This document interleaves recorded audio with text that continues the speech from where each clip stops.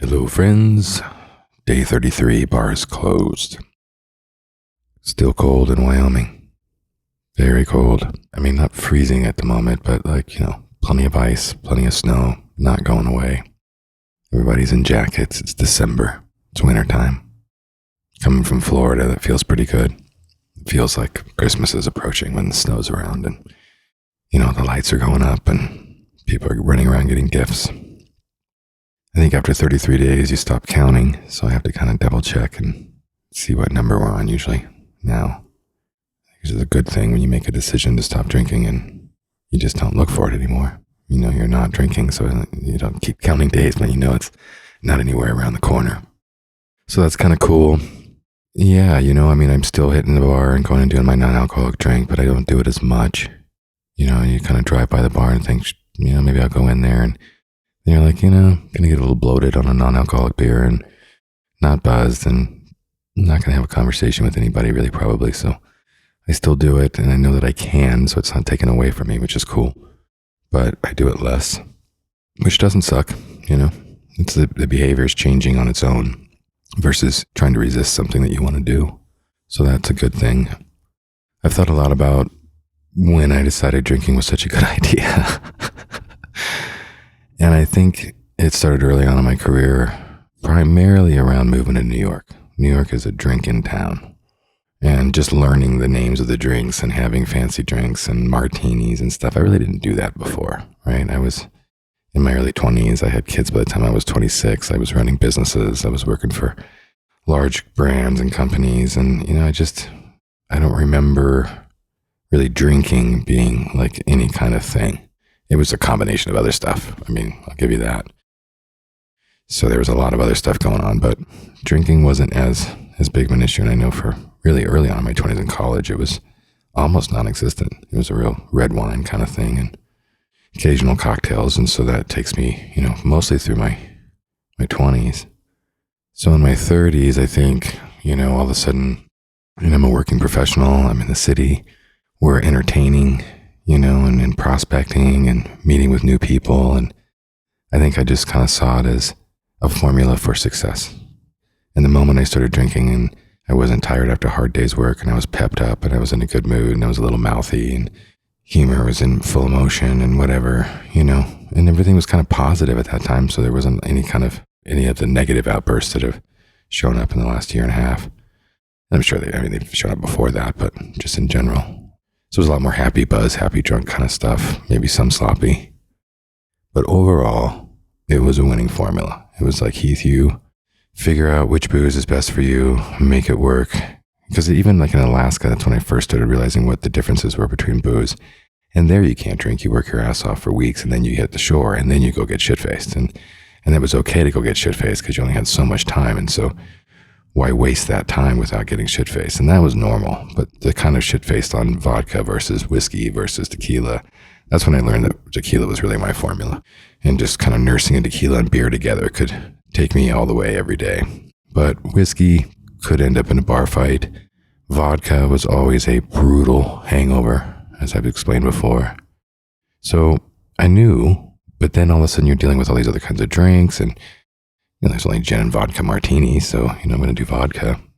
So in New York, I kind of felt like, and in general in my adult career, I kind of felt like drinking was a winning formula. It was going to help me achieve success. Literally, right? Like my success depended on drinking. And I'm not sure if anybody else relates to that, but it's certainly real for me. And then taking that into consideration and just kind of that now being a 15-year run or whatever, that makes sense to me. It makes sense why those little light switches went on and also kind of why I think I so protected it towards the end here. Like I was really stiff-arming several people around commentary around my drinking, particularly because my performance and success in other areas was so high. I didn't feel like they had any merit. Other than being human and loving me and wanting to experience me in different ways than that and wanting the best for me maybe in some cases. Some cases not so much, judgment and jealousy and envy. picking at what they can. But in other cases, definitely genuine concern, interest, and investment. How much are they going to invest in me if I continue to carry out this level of drinking? And then if it continues to have this kind of toll on my moods, both hungover, sober, or buzzed or drunk. So I stiff-armed it and said, leave me alone on this, and who are you to say, and, show me what you're doing every day to make life happen and work and da-da-da-da, and why drinking, me drinking makes a difference between my life and what I'm doing and yours. And particularly people that I was taking care of didn't like it at all. And I don't think anybody likes to be told that they drank too much and that they should consider their behavior or their habits. But in the sobriety, flipping to a different topic to kind of wrap up with today is, I honestly am starting to understand that I was really, really, really, really constantly operating in a consistent day-to-day metronome of anxiety that I had buried. And there's all kinds of reasons in the world of healing. And this all makes sense, of course, now. And I'm doing more research. And so I was fight or flight most of the time. And that's not healthy, obviously. And it's a whole different thing about stealing my joy, separate from booze.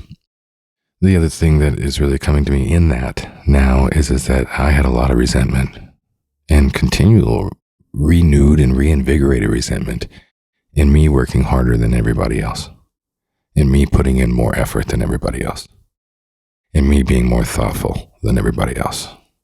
All the more reason why you can't tell me to stop my fucking drinking. But, I resented that. How much of it I perpetuated to continue the resentment, I don't know yet. But I did resent it.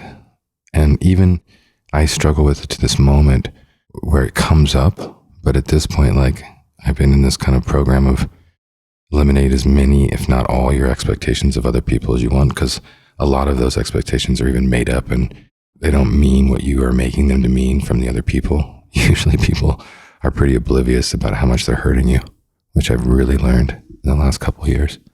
And you're going, oh my God, I can't believe you're making this, concerted effort to hurt me and to disregard me or disconsider me.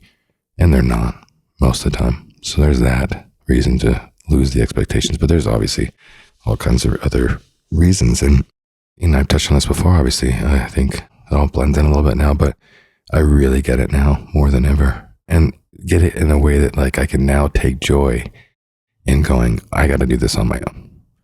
If I want these plants in the house and this and that and this nice Thanksgiving or this nice ambiance or this nice scene, if I desire that and nobody else has mentioned that that's their desire, but I desire it, then I'm going to go do all that and get all that stuff and bring it to the table as something that I contribute and not place all these expectations of other people to both buy into the idea that they should want that too, but then have to buy into the investment of helping me produce it, which then also maybe takes away some of the value because now it's forced on somebody else. And so I think just there's a beauty, an absolute beauty in getting rid of all of your expectations of other human beings and finding joy in doing things on your own.